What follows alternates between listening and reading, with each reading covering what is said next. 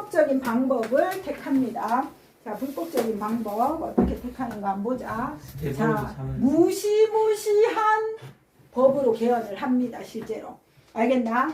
자, 그 무시무시한 개헌이 자, 몇 차 개헌? 7차 개헌이 된다. 요거 엄청 중요하기도 하고 자, 어마어마한 법이다. 7차 개헌이다. 자, 7차 개헌이 너무 어마어마한 법이기 때문에 본인들도 국민들이 어마어마하게 저항할 걸 예상을 한다. 자, 그래서 7차 개헌을 하기 전에 뭘 했느냐면 비상계엄을 선포합니다. 자, 비상계엄은 뭐냐면 자, 요거 72년이다. 계엄령이라고 표현을 하는데 계엄령은 뭐냐면 국가 비상사태에 되게 대체적으로 완전 심각한 국가 비상사태 뭐 누구 쳐들어왔거나 뭐 이런 거 있잖아. 그때 군인을 동원해서 진압하는 명령이 대통령이 내릴 수 있는 그 명령을 계엄령이라고 한다. 알겠나? 비상계엄을 딱 선포하고 나서 7차 개헌을 딱 시작하는 거야. 이 헌법을 뭐라 그러냐? 유신헌법이라고 합니다. 10월에서 10월 유신이라고 얘기를 하거든. 자, 핵심적인 내용은 뭐냐면 이제부터 대통령은 국민이 뽑지 않는다. 간선제인데 어떤 간선제냐? 이거 중요합니다. 그래서 자, 통일주체국민회의. 자, 통일주체국민회의에서 대통령을 뽑는다. 앞으로. 알겠나? 자, 요거 중요하고요. 이 통일주체국민회의라는 거는 한마디로 뭐냐면 박정희를 지지하는 사람들만 모여있는 데다. 실제로 여기서 투표를 했거든. 투표하니까 있잖아. 뭐냐면 무효표 2개 나머지 다 박정희 표.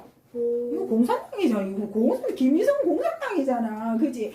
그런 법이 10월 유신이라는 거 알겠나? 통일주체 국민회의고. 자, 여기서 자, 대통령의 권한이야. 대통령이 정말 막강한 권한을 가지는데 자, 첫 번째 권한이 뭐냐 하면은 국회의원 3분의 1 추천권.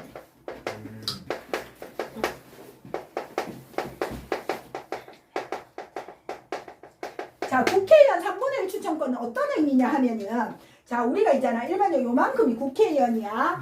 자, 이 대통령이 나온다면 우리가 집권 여당이라고 하잖아. 아무리 국회의원이 안 뽑혀도 집권 여당이 일단 3분의 1은 나옵니다. 알겠나? 왜냐면 인지도가 있거든. 그리고 기본적으로 무슨 짓을 해도 뽑아주는 편이 있어. 사실 어떤 당이나 우리가 지금 있잖아. 대체적으로 국민의힘당, 더불어민주당이 있는데 그 당에서도 우리가 충성도가 높은 당원이라고 표현하거든. 어떻게 해도 웬만하면 이 당을 계속 지지하는 사람들이 있거든. 그렇기 때문에 아무리 안 뽑혀도 집권 여당 3분의 1은 나와. 자, 근데 대통령이 3분의 1을 지명을 하는 거야. 그러니까 대통령 편이 총 몇 프로? 3분의 2야.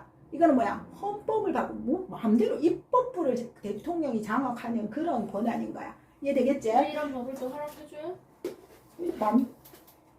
그러니까 반대하는 놈들 비상계엄으로 군인이 다 진압한다고. 그러니까 그런 일이 일어나는 거야 지금 이때. 알겠니? 자, 두 번째. 자, 국회 해상권. 패딩을 벗어버린 거. 자, 그리고 세 번째 뭐냐면 긴급 조치권. 자, 이거 대통령의 막강한 권한이 알겠나? 긴급히 너네 말 안 들지? 그냥 잡아가지고 거야. 알겠나? 긴급히 조치하는 거야 진짜. 그러니까 개인의 기본권, 이제 인간의 기본권을 완전히 무시하는. 나 마음에 안 들잖아. 쟤 잡아들이는 거야. 알겠나? 무슨 말인지 알겠지? 자, 그렇습니다. 자, 그렇게 되다 보니까 반대하는 사람들이 있겠어 없겠어? 있어요. 반대하는 사람 없자고. 그래도 우리는 또 반대합니다. 알겠나? 우리 절대 그냥 만만한 국민들이 아니다. 알겠나? 막 반대를 하는 사람들 나오거든. 진짜 잡아들였어. 그게 뭐냐 하면은 자, 인혁당 사건이야. 자, 인혁당 사건은 뭐냐 하면은 인민혁명당. 이거 무슨 이름 같노? 인민혁명당. 진짜. 그지. 그래서 여기에 반대하는 사람들, 야, 너 북한의 지령을 받은 인민혁명당 소속이지 하고 다 잡아들여가지고 있잖아. 그냥 인혁당? 인민혁명당 줄여서 인혁당 사건이라 그래. 그렇게 잡아들여가지고 있잖아. 이 사람들을 진짜 완전 간첩으로 몰아버려. 그래서 그 중에 8명을 세상에 8시간 사형시켜. 그러니까 이 사람을 그러니까 재판 재판 사형은 그거예요. 목 매달고 그거예요. 이때는 사형 막 시켰잖아. 어떻게요? 그러니까 이 사람들이 원래 잡혀도 변호인 고용을 하고 가족 면회하고 변호인 내가 재판을 해야 되잖아. 근데 자료를 보면 이 사람들은 그냥 사기시키려고 처음부터 딱 마음을 먹고 그러니까 재판도 형식적으로 하고 가족들 못 만나고 변호인 접견 안 되고 죽을 때까지 못 봐요. 8시간 만에 사용당했다. 국회 예산권 어디 적어요? 분위기 다 깨는 것 같고. 요 밑에다가 해서 요렇게 세 개가 대통령 권한이라고 앞에 적어요. 알겠나? 자, 그렇게 된 게 인혁당 사건이다. 알겠니? 와 대박. 와, 진짜 이거는 헐 진짜 정말 이 사람들은 진짜 진짜 단, 무시무시하네요. 단절단? 진짜 사람도 아니네. 단두대? 박정희 거기서 뭐 좋게 묻자는 거 아니야? 봤었는데. 아니 우리 그때는 이렇게 보통 오늘 이거 그래도 그거 모자 오늘 얼굴 써주. 옛날처럼 단두대 이렇게는 아니고 그거는 야 18세기 이렇고 아, 지금은 근데 왜 그렇게 근데 권력이 그 단도대가 제일 배려해주는 삶이라 안 돼. 아니 저 옛날에 그거는 그때 나름대로 옛날 그때의 스파르타에 시각으로 와봤는데 그때의 기준으로 그렇게 한 거고 스파르타에 와봤는데 뭐 까마귀가 사람 눈 닮았던데. 그거는 진짜 고대고 진짜 그거는 정말 그 인권이라는 개념이 없던 때 인권이라는 개념이 아예 그래도 없던 목줄 때고 매다는 것보다 단두대 낫지 않아요? 생각. 생각할 시간 없이 탁 죽잖아요. 아니 저는 그건 다 무섭다. 전 잘 때 그래도- 죽었으면 좋겠어요 지금. 안준 건 어떻게 죽었어요? 그분도 목이. 총- 근데 진짜 이렇게 비교하면 그렇지만 그분도 최소한 한 달 이상 있다가 사형이 집행이 됐잖아. 그지? 그쵸. 이 사람 무섭겠다. 정말 끔찍한 누굴 잡아들였다고요? 이 반대하는 이 유신헌법에 반대하고 시위하는 사람. 학생도 막 자, 죽이는. 그래. 근데 여태 이 인혁당 사건으로 죽은 8명은 학생은 없었기는 했었어. 8명. 그 중에 한 명이 경북대학교 학생회장 출신의 사람도 있었어. 대구 자, 사람. 그런데 이것도 2007년 이후에는 방금? 잘못된 것이다라고 다시 판명이 났습니다. 인혁당 사건 이거 조작 사건이다. 알겠나? 진짜 억울하게 민주주의를 위해서 활동하신 분이 죽음을 당한 거야. 이렇게 기본적인 인권이 무시를 됐고, 자, 한 가지 더 하자. 이 7차 개헌 유신헌법의 내용 중에 하나가 뭐냐면, 그러면 대통령은 얼마나 몇 년 동안 몇 번 할 수 있는데 라고 했을 때 그냥 죽을 때까지 할 수 있는 거야. 자, 근데 형식은 뭐냐 하면은, 자, 대통령 임기 4년. 좀에 더 써라. 6년. 근데 중임 제한이 없어. 몇 번까지 한다라는 것 자체가 없어. 그러니까 6년이면 뭐야? 6년 하고 또 나오고 또 6년 하고 또 나오고 계속 나온다고. 그거는 뭐야? 죽을 때까지 하겠다라는 거야. 그게 유신헌법이야. 이 어마어마하게 말도 안 되는 악법이죠. 그죠? 자, 그렇게 되니까 이것에 대해서 사람들이 가만히 있었겠나? 절대 가만히 안 있는다. 아까 얘기했던 김대중 이런 사람들 계속 시위를 하고 78년 3월 1일에는 이 민주화를 요구하는 사람들이 전부 모여서 3월 1일 구국 선언을 하고 이것에 대해 반대하는 일들을 계속합니다.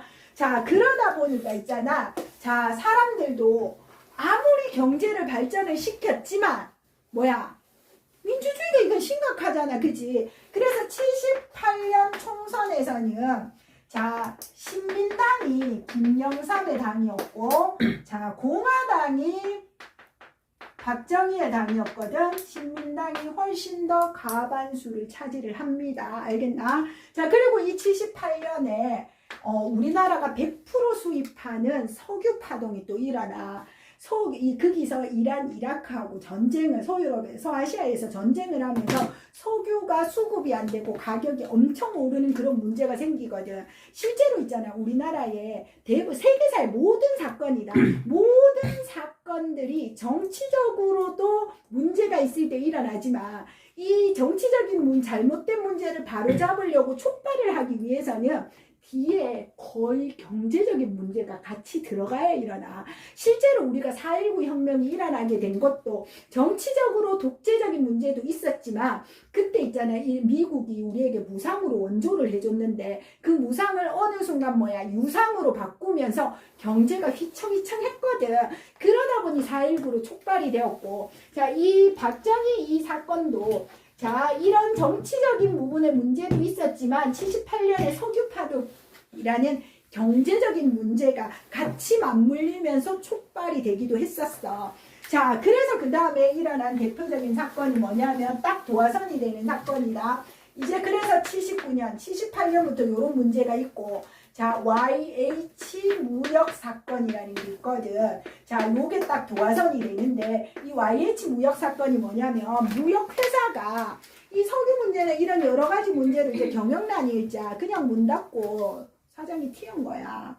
자, 근데 있잖아. 지금은 함부로 그렇게 문 닫고 이렇게 하면 안 돼. 노동자들에게 다 이야기를 해주고 뭐 이렇게 하고 이제 순서대로 이제 문을 닫아야 되는데 이때는 그런 거 없는 거야. 박정희 시대의 경제 발전은 정말 많은 가난한 노동자들이 정말 불이익을 얻고 희생을 당한 가운데 경제가 성장을 했거든. 그러다 보니까 노동자들의 삶은 보지 않아. 우리 옛날에 산업혁명 때 배웠잖아. 저임금, 장시간 노동, 열악한 노동환경. 그게 우리나라 60년대, 70년대야. 왜냐하면 처음 물건을 만들고 산업화를 할 때는 발전한 거 아니에요? 그치. 그러니까 그 희생 때문에 우리가 발전을 하게 된 것도 생각을 해야 된다고. 물론 박정희의 리더십을 100% 배제할 수는 없어. 하지만 그 밑에 정말 노력했던 노동자들이 있었기 때문에 그러니까 처음 산업화를 할 때는 일본도 그랬었거든. 뭐냐면은 저임금으로 해서 싼 맛에라도 물건을 팔도록 처음에는 만들어야 되거든. 그러니까 임금을 많이 줄 수가 없어. 근데 그래도 그 열악한 임금에도 보통 이 시대는 어떤 시대냐면은 남아선호사상 남성 중심의 사회거든. 그러다 보니까 시골에 여러 아들, 딸들이 있을 때 딸은 학교도 못 가고 서울에 공장에 취직을 해. 그래가지고 열심히 일해서 월급 받잖아. 지 안 씁니다. 옛날에는 뭐. 지는 진짜 밥만 먹을 돈 빼고 나머지 집에 붙여. 그래서 가족 먹고 남동생 학비 보낸다, 보탠다, 알겠나? 옛날에는 다 그래 살았는 거야. 나는 그 시대에 안 살았는 거지. 정말 다행으로 생각을 하는데, 그 시대 여자는 옛날에는 이런 말까지 있었어. 맏딸은 살림 미천이라 그러거든. 뭐, 맏딸이 가가 고생해가지고 있잖아. 식구들 다 먹여 살리고 남동생 학비 내고 막 이러거든. 아, 진짜 그때 안 태어난 걸 감사하게 생각하는데, 그런 여성 노동자들이 모여있는 곳이었어. 근데 그런 열악한 직업도 갑자기 문을 닫으면 이 여성 노동자들이 너무 그 일자리도 있어야 된다고. 근데 얘기할 데가 없어. 왜냐하면 정부는 사용자, 쉽게 얘기하면 사장편이거든. 사장들에게 갖은 특혜를 주면서 무조건 수출해서 외화를 벌도록 그렇게 만들어주는 거거든. 그래서 노동자들의 삶은 그닥 이렇게 살펴보지 않는다. 자, 그러니까 이 여성 노동자들이 정부에 가서 얘기를 할 수가 없어. 그래가지고 이 여성 노동자들이 어디에 갔냐면 신민당의 당사에 가서, 그러니까 야당 당사에 가서 호소를 한 거야. 알겠나? 자, 우리 이렇게 억울합니다. 왜냐하면은 여당이나 정부에서는 이 얘기를 들어주지 않으니까. 자, 그래가지고 했더니 이때 신민당 대표가 누구냐면 대통령도 했던 김영삼이다. 알겠나? 그래가지고 김영삼이 이걸 어떻게든 이게 알려야 되는데 우리나라 언론에는 얘기가 안 듣습니다. 알겠나? 정부가 깎잡고 있기 때문에. 그래서 김영삼이 했는 방법이 뭐니? 외국 기자들을 불러가지고 이야기를 쫙 한 거야. 그러니까 이제 박정희 열받았겠지. 자, 그래서 어떻게? 김영삼, 너 국회의원 제명. 이렇게 했거든요. 자, 그래서 김영삼이 국회의원에서 제명이 돼버려. 원래 대통령이 입법부에 국회에다 이렇게 관여 못합니다. 원래는. 그제? 근데 제명을 해버리는 거야. 근데 이 김영삼의 지지자들이 어디에 많았었냐면 경상남도. 거기가 자기의 지지 기반이었거든. 자, 그러다 보니까 여기에 의해서 부산과 마산에서 어마어마한 시위가 촉발이 되는 거야. 알겠나? 자, 그게 부산 마산 항쟁, 붕어항쟁. 지금은 마산 없습니다. 마산이 지금은 창원이라는 곳으로 바뀌었거든. 시위가 막 일어나. 자, 그거에 대해서 어떻게 했을까? 군인과 계엄령을 선포해가 마구마구 진압을 하고 사상자가 나타나는 거야.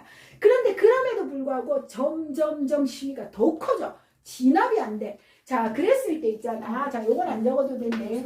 자, 이때 박정희의 오른팔이 누구였냐면 경호실장 차지철. 지철? 차지철이야. 이 사람이 이거는 몰라도 되는데 그냥 이건 듣고 넘어가도 됩니다. 자, 그리고 이때 중앙정보부장이 김재규 왼팔이라고 표현을 하지. 그러니까 얘들 둘이가 오른팔 왼팔 서로 이제 권력 다툼을 좀 박정희 밑에서 하고 있었어. 자, 그런데 이 부마항쟁은 아무리 강압적으로 진압해도 점점 더 커지는 거야. 이 문제를 어떻게 해결할 것인가 라고 얘기를 했을 때 박정희랑 차지철은 이걸 강압적으로 해야 됩니다. 몇 명 죽을지 상관없습니다. 더 세게 해야 됩니다. 이렇게 얘기를 하고, 자, 김재규는 지금 이제 80년대로 넘어가는 시기야. 우리도 옛날에 그런 가난한 나라가 아니고 조금씩 바뀌고 있고, 세계의 여러 나라도 우리를 보고 있고, 미국도 어느 정도, 솔직히 있잖아. 우리나라에서 일어나는 일들을 미국이 더 잘할 거거든. 미국이 어느 정도 수용할 수 있는 정도가 있단 말이야. 나름은 미국은 인권과 민주주의의 선구자잖아. 그치? 자, 그렇게 되니까 김재규가 더 이상 이렇게 해서는 안 될 것 같습니다. 이걸 어떻게 좀 바꿔야 된다라고 얘기를 해. 자, 하지만 이쪽은 계속 강압적으로 갈 거야. 이렇게 되는 거야. 그래서 김재규가 차지철과 박정희 총으로 싸움을했어요. 자, 그 사건이 26 사태야. 79년 10월 26일에 박정희가 갑자기 죽어. 알겠니? 자, 박정희 사망 사건의 26 사태입니다. 알겠나? 자, 그래서 진짜 갑자기 18년간에 진짜 18년을 했거든. 18년간의 독재가 갑자기 좀 끝나게 된다. 알겠나? 자, 그래서 이때 국무총리인 최규하가 권한대행을 하거든. 권한대행을 하면서 이 사태를 수습을 하고, 그리고 나서 통일주체 국민회의에서 이 최규하를 대통령으로 뽑아. 그래서 그 다음 대한민국을 이끌어 가려고 하는데 새로운 놈이 나타났다. 새로운 군인 놈이. 언제? 12월, 그해 12월 12일 날. 그 사건을 12.12 사태라고 하고, 새로운 군인 세력이잖아. 그자? 그래서 우리는 얘를 뭐라 그러냐? 신군부라고 표현합니다. 전두환 등 신군부가 등장을 하게 되면서 정권을 다시 잡게 되는 거야. 군인들이. 알겠나? 자, 번외로 이걸 얘기를 하면, 이 전두환은 육군 사관학교 출신이야. 그래서 전두환이 개인적으로 있잖아. 하다회라는 사조직이 있었어. 개인 친구인 조직이 있었는데, 전두환은 개인적으로 되게 있잖아. 이렇게 얘기하면 좀 그런데 약간 진짜 조폭 보스 기질이 당연 사람이었어. 알겠나? 좋게 말하면 리더십이 있고. 노태우 친구 아니에요? 그치. 그때 이 12.12 사태를 제일 주도한 사람이 전두환, 노태우, 장세동. 이렇게 세 사람이 주동을 해서 자기의 밑에 있는 친구들하고 다 같이 이걸 일으켰거든. 그러니까 전두환은 어떻게 했냐면 자기에게 잘하는 사람한테 확실하게 써줍니다. 알겠나? 그러니까 주변에 죽을 때까지 사람은 좀 많았어. 왜냐하면 나의 편에 서는 사람들에게 대가를 확실하게 팍팍 시원하게 써주거든. 옆에 있잖아. 사람이 많고. 얼마 전에 그 손자가 폭로를 한번 한 적이 있었잖아. 손자는 사과를 했지. 근데 전두환은 죽을 때까지 자기 잘못한 거 없다는 식으로 하고 갔잖아. 그치? 그 친구의 증언에 의해서도 집에 돈뭉치가 그렇게 있었다고. 누군가가 이제 손님이 오면 항상 이렇게 갈 때 빈손으로 안 보내고. 그러니까 사람이 이렇게 있는 거야. 그건 좋은 의미인데 그 나쁜 식으로 그 힘을 나쁘게 썼으니까. 그치? 자, 그렇게 됐지. 자, 그래서 이 신군부가 비상계엄을 또 선포를 하고 자신들에게 반대하는 사람들을 잡아들이기 시작을 하는 거야. 자, 그래서 일어나는 사건이 서울의 봄이야. 자, 서울에 많은 사람들이 다시 민주주의를 돌려달라라고 시위를 하기 시작을 합니다. 자, 유신 철폐하고 신군부 물러가라고 이제 강력하게 시위를 하기 시작을 하거든. 자, 그게 전국적으로 퍼지면서 특히 5월 18일 날 광주에서 자, 민주화 운동이 일어나게 되지. 그지?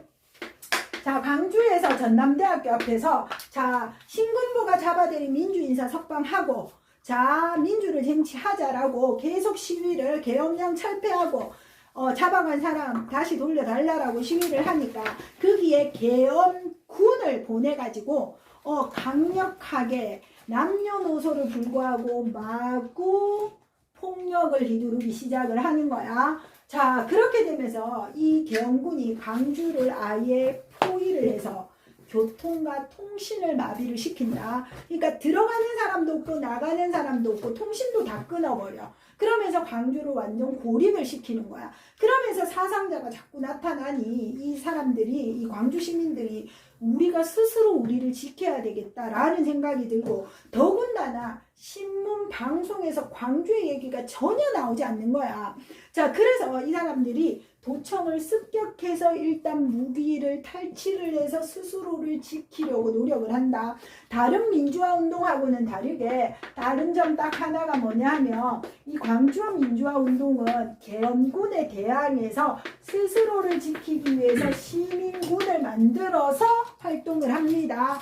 자, 하지만 됩니까? 안 됩니까? 안 된다. 그러니까 본인들도 안 된다는 거야. 그래서 타협점을 찾으려고 계엄군과 대화를 시도를 하지만 계엄군은 그렇게 할 생각이 없었어. 그리고 계엄군은 명령에 따라서 활동을 하는 군인들이야. 그지? 자, 그래서 마지막에는 자, 탱크와, 이거는 확실하게 아직 광주에 대해서 밝혀진 게 완전하진 않거든. 여러 가지 증거에 의해서는 공중에서 헬기로 사격까지 했다라는 증거는 보이는데, 그리고 최초 명령자, 이것에 대해서 이렇게 진압하라고 명령한 사람이 누군지 아직 명확하게 밝혀지지 못한 채 전두환은 죽어버렸다. 알겠나? 자, 그래서 아직 뭐 그런 상태고요. 이렇게 민주화운동을 강력하게 진압한 후에, 자, 국가보위 비상대책위원회다. 줄여서 국보위인데, 자, 국가보위 비상대책위원회를 만들어서 자기들끼리 최규하 대통령을 내리고, 전두환이 통일주체국민회의에서 전두환을 대통령으로 당선을 시킵니다. 자기들끼리 간접선거니까 뭐 통일주체회의는 저끼리 마음대로 막 구성하면 되잖아. 그죠? 자, 그렇게 하고 나서 다시 개헌을 한 번 더 합니다. 이게 8차 개헌. 그래가지고 내가 정식으로 대통령을 좀 하겠어. 자, 어떻게? 자, 7년. 좀 오래 하재. 대신에 내가 한 번만 할게. 왜? 내가 한 번 하고 내 친구 노태우도 하고 돌아가면서 해야 되잖아. 그죠? 그래서 7년 단임. 지금 누구예요? 전두환이. 전두환이 다시 취임을 하는 거야. 자, 당연히 통일주체 국민회의에서 한다. 대통령 누가 뽑아? 저끼리 뽑아. 간선제. 자, 요렇게 8차 개헌을 하고 전두환이 다시 대통령에 당선이 됩니다. 자, 그래서 새로운 정부 시작이다. 81년에. 자, 그런데 이렇게 생각하면 된다. 전두환은 머리는 좀 잘 썼어. 자, 어떻게 머리를 잘 썼어? 밀당을 좀 잘한다. 그래서 요거 좀 기억해 줘야 되는데, 어떻게 다스렸느냐? 강경책과 유화책을 적절하게 좀 한다. 알겠나? 그러니까 풀어주는 거 확 풀어주고, 이거 하면 죽어. 뭐 요렇게 강력하게 하는데, 자, 유화책 한번 볼게. 자, 81년에. 오? 그래서 네. 자, 유화책입니다. 자, 유화책은 좋아하는 거. 너가 하는 거 실컷 놀게 해줄게. 거기 있지, 해외여행 자유. 당연한 거 아니에요? 아니. 박정희 때는 절대 해외를 못 나갑니다. 왜?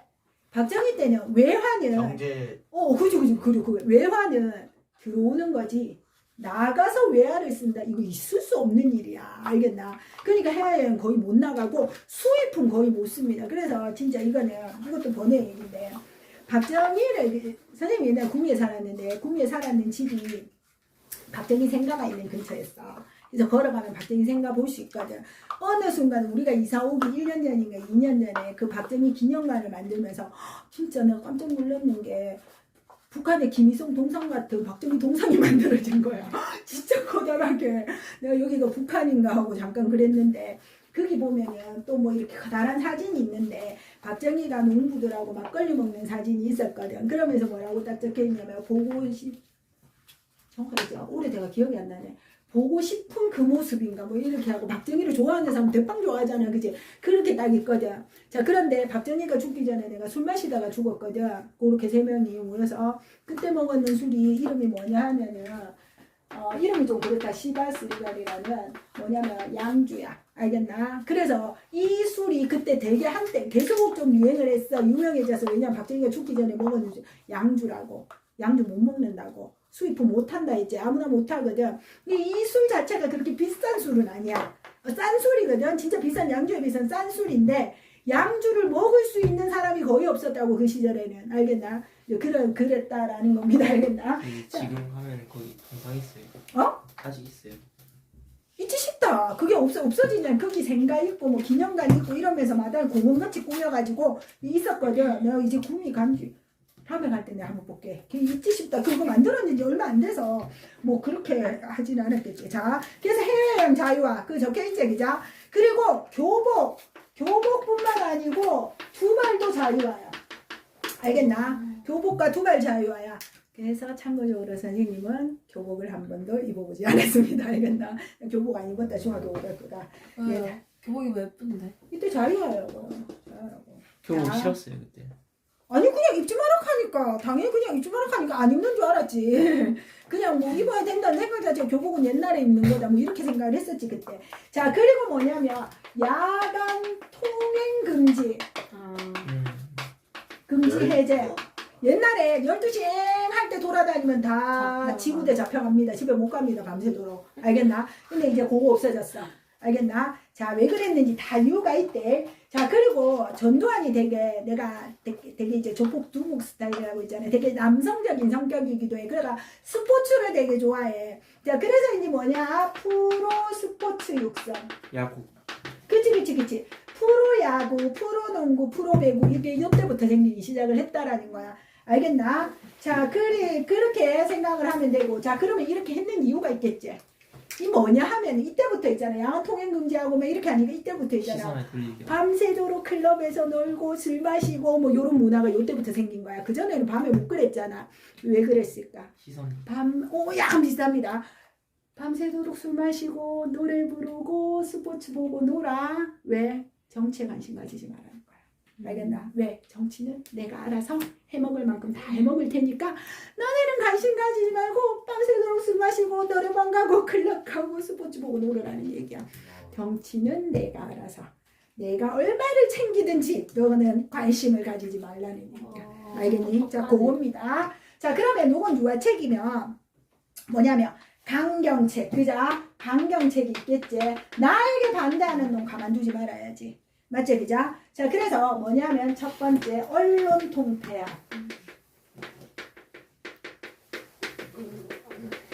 자, 우리 지금 언론이 지금 인터넷으로 수백 개 달겠나? 엄청 많지. 그럼 관리하기 힘들잖아. 작은 거 없애고 여러 개 통합해. 그래서 이걸 왜 그렇게 했냐면 그래서 요거 하면서 뭐냐면 보도 지침이라는 게 있어. 자, 그게 뭐냐면은 이제 방송이나 이게 신문 기사를 낼 때 그 국가의 정부에서 정해준 원칙대로네. 그래서 전두환은 별명이 좀 많거든. 저그끼리 뽑았다 해서 체육관 대통령이라는 별명도 있고 또 있잖아. 이게 선생님 이때부터는 전두환 때부터는 기억이 좀 나거든. 항상 9시 뉴스 데스크를 어른들이 거의 다 가서 이때는 MBC, KBS 밖에 없어 알겠나? 근데 MBC 뉴스 데스크가 항상 9시에 한다고.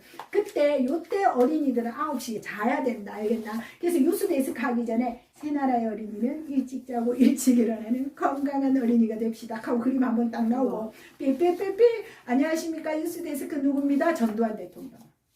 항상 1년 360일 안녕하십니까 뉴스데스크 누굽니다. 전두환 대통령. 그래서 또 별명이 땡 전두환이야. 알겠나? 무조건 전두환 대통령 뭐야? 잘했다는 거지. 전두환 대통령 잘못했는 건 얘기가 안 나오는 거지. 그런 식으로 언론을 장악하는 거야. 알겠지, 기자? 자, 그렇게 언론 통폐합하고 보도지침 만들었습니다. 그리고 나에게 반대하는 민주화 운동. 엄청 강경하게 대응하지. 민주화 운동과 노동운동. 요거는 다 탄압을 합니다. 알겠나? 자, 요런 방법으로 정책을 했다라는 겁니다. 알겠나? 자, 그렇게 하지만, 자, 문제는 민주운동은 계속 일어난다. 알겠나? 보통 대학생들 사이에서 많이 일어나잖아. 그죠? 그래서 실제로 사법경찰이라고 해서 경찰들 대학가에 가서 정보 캐고 막 이렇게 한다. 알겠나? 자, 그러다가, 자, 이때도 있잖아. 이때 대표적인 사건 중에 하나가 뭐냐면 변호인이라는 영화에서 나왔는데, 이 부산대학교 그냥 이제 책 읽는 사회과학 서적 읽는 소모임 친구들이었는데 얘들을 잡아들여서 지금은 잡아들이려면 너 들어봤지? 구속영장 쳐가지고 잡아들여야 그냥 잡아가. 일단 고민을 해. 알겠나? 그래가지고 불러주는 대로 써. 이래가 너 그거 만났잖아. 만났는데요. 너 더 맞아야 되겠구나 하고 맞고 있잖아. 그래가지고 막 쓰면 정신을 잃잖아. 그러면 보통 군의관이나 이런 의사들 와서 닌겔 꽂아줘. 이제 정신 차리잖아. 그만 다시 불어 하고 있잖아. 이래가지고 불러주는 대로 써. 알겠나? 그래가지고 나는 간첩이 여기다 되는 거야. 알겠니? 그런 식으로 부산대학교 학생들이 잡혀갔는데 엄마가 아무리 찾아도 내 자식이 안 오는데 어느 날 이제 와가지고 뭐 가니까 막 이제 정신이 반쯤 나가고 막 온데 몽이 들어가지고 애가 막 공포에 질려서 그러는 거야. 그래가지고 이 친구를 구하기 위해서 변호사로 나선 사람이 나중에 이제 대통령도 되는 노무현 대통령이거든. 원래는 그 사람이 자기의 사리사욕을 가지고 이렇게 변호사 활동을 하다가 이 사건을 보게 되면서 인권 변호사로 거듭나게 되는 사건이 이 변호인이라는 이야기인데, 실제 부산 이걸 불임 사건이라고 해서 일반 학생들을 간첩으로 몰아가지고 있잖아. 이렇게 처벌을 하려고 했던 그런 사건들이 전두환 시대에도 비일비재하게 나타났다는 거야. 그런데 그게 하나 촉발되는 아주 중요한 사건이 있다. 자, 그 사건이 뭐냐면 박종철 고문치사 사건이야. 자, 이 박종철이라는 친구가 서울대학교 학생. 이 얘기도 영화로 되게 잘 만들었거든. 1987 그 영화야. 이 친구가 원래 경찰이 잡으려고 했던 거는 다른 선배였거든. 이 선배가 어디 갔는지 얘가 안다. 걔가 얘를 잡아가지고 고문을 한 거야. 물고문하고 막 이렇게 했는데, 그러는 과정에서 얘가 이제 숨을 멈춘 거지. 그러니까 경찰도 조금 놀랬어. 그러니까 죽으면 안 돼. 죽으면 또 문제가 달라지냐. 안 죽을 만큼 해가지고 어떻게 해야 되는데, 갑자기 숨을 안 쉬니까 이제 경찰도 당황을 해서 실제로 중앙대학교 일반 의사를 불렀는 거야. 그러니까 이제 이 의사가 와서 보니까 끝에는 욕조가에 물이 있었고 바닥에 물이 흥건한데 이 친구는 막 젖어가지고 이미 숨이 쉬지 않고 있는 걸 확인을 한 거야. 그러니까 이 문제를 어떻게 검사하고 이렇게 해서 이제 쉽게 처리를 하려고 했는데, 일이 되려고 하니까 이 검사가 이 경찰의 말을 안 듣기 시작하는 거야. 자기 마음대로 하게 되고. 자, 그리고 이 중앙대학교 의사를 사법경찰이 따라다니면서 이 말을 발설을 못하게 해야 될 거 아니야. 그랬는데 이 중앙대학교 의사가 화장실에서 동아일보 기자랑 만나가지고 진술을 한 거야. 그러니까 물고문 받아서 죽었는 거 이렇게 얘기하면 안 돼. 진짜 본대로. 욕조에 물이 있었고 바닥에 물이 흥건해 있었고 몸이 젖어 있는 한 청년이 있었는데 숨을 쉬지 않았고 폐에서는 물소리가 났다라는 객관적인 사실만 이야기를 한 거지. 근데 동아일보에서 이거 낼 수 있나 없나? 원칙은 못 내. 보도 지침이 있어서. 근데 언론 뭐라고요? 언론 통폐합. 언론을 몇 개만 만들어. 큰 거 몇 개만 만들어. 그래야지 관리하기가 쉬우니까. 알겠나? 자, 그래서 근데 이번엔 동아일보가 좋게 한 건 해서 옛날에 오보로 한 건 했잖아. 그죠? 낸 거야. 그러니까 이게 확 뒤집어진 거야. 전 세계가. 그래서 그러면 이제 경찰한테 니 왜 그랬노? 밝혀야 될 거 아니야. 경찰이 뭔가 변명을 해야 되거든. 근데 진짜 요것도 내가 기억이 나. 뉴스에서. 진짜 이 경찰이 우리 국민들을 물러본 거야. 뭐라고 했느냐? 유명한 말이지. 탁 치니까 얘가 욱하고 죽었다. 이런 거야. 원래 고문을 하면 안 되지만 신문은 할 수 있잖아. 그 신문만 했는데 야가 죽었다 이건 거야. 야, 그 말을 믿는 사람이 어디 있겠어. 그지? 국민들을 완전 바보로 본 거야. 얼마나 그렇게 봤으면 그딴 소리를 했겠어. 그지? 자, 그리고 이 박종철의 친구들은 웬만큼은 다 압니다. 왜냐면은 그 자기 친구들 중에서 뻑하면 그 끌려가고 고문당한 친구 있고, 장애를 입고 나오는 친구도 실제로 있고, 남자친구들 같은 경우에는 군대로 그냥 거의 징집되고 쫓겨나 군대로 강제로 이제 가는 친구도 있고 실제로 그랬단 말이야 이때. 자, 그러다 보니까 있잖아 사람들이 이제 분노하면서 학생들이 시위를 본격적으로 하기 시작을 하는 거야. 자, 시위를 하는데 이때가 87년이고 이 87년이 뭐냐면 대선을 이제 다시 해야 되는 시기인 거야. 그러니까 야, 이번에 반드시 우리 손으로 뽑아서 바꿔야 된다라고 생각을 하면서 직선제로 개헌을 해달라, 우리 민주주의를 돌려달라라는 시위를 하기 시작해. 자, 거기에 대해서 전두환이 뭐라 그러냐면 4월 13일 날 호헌 조치를 합니다. 이거는 뭐냐면 4월 13일은 날짜고, 호헌은 헌법을 보호하겠다. 헌법을 보호하겠다는 건 뭐야? 아, 나 안 바꾸겠다 라는 거야. 알겠나? 그대로 놔두겠다. 바꾸지 않겠다라는 게 4.13 호헌 조치다. 알겠나? 자, 그렇게 되니까 사람들이 엄청 더 분노를 하게 되고, 자, 아예 6월 달에 전국에서 시위가 일어나게 됩니다. 자, 그 사건을 6월 민주항쟁이라고 이야기를 하고요. 자, 여기에서 또 촉발되는 중요한 사건이 있는데 그 사건이 뭐냐면 이한열 열사 사건이다. 이 친구는 연사대학교 학생이었는데 이 친구는 이번에 체류탄을 머리에 맞고 피를 흘리는데 되게 유명한 사진이거든. 친구가 이렇게 안고 있는 사진이 이제 크게 난 거야. 그 사건이 이제 전국의 국민들의 마음에 불을 당기는 이 촉발제가 되는 사건이지. 자, 그래서 전국의 사람들이 시위를 계속하게 되고 이제는 87년이잖아. 옛날처럼 계엄령이가 안 됩니다. 알겠나? 우리 이제 그 다음에는 서울 올림픽을 해야 되는 나라야. 알겠나?